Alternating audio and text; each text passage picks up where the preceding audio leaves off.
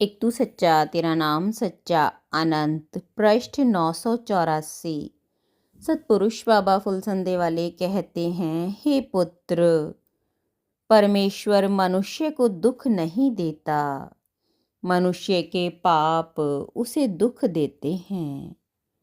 सतपुरुष कहते हैं, हे देवपुत्रों, सतगुरु के बारे में सुनो।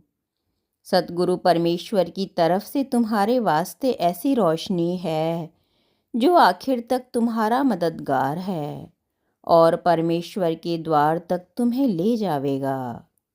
कुदरत का उजाला तो हर एक दिल में है, पर उस उजाले में चाहे कोई दुनिया में कीड़े मकोड़े मारता फिरे, फटे कागज और चीथड़े चुगता फिरे, या चाहे उस उजाले को हाथ पर धरे धर्म के मार्ग से होता हुआ परमेश्वर के अनंत अमृत लोक में प्रवेश कर जावे।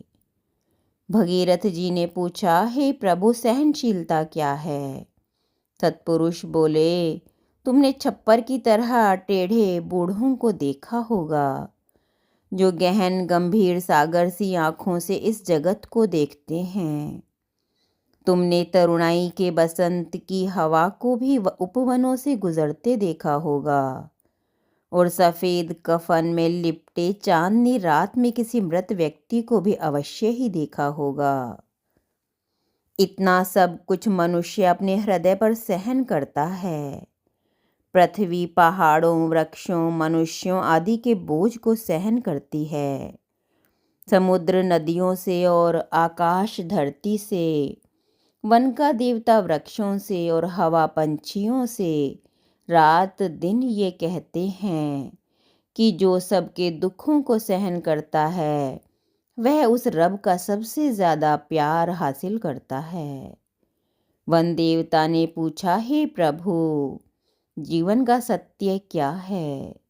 सतपुरुष बोले, मृत्यु सत्य है, अविनाशी आत्मा सत्य है, मनुष्य के सुख दुख सत्य हैं, मनुष्य का राग द्वेष भावना और प्रेम सत्य है, किंतु उसकी दृष्टि एक ख्वाब है, एक स्वप्न है जिसमें वह उम्र भर रहता है।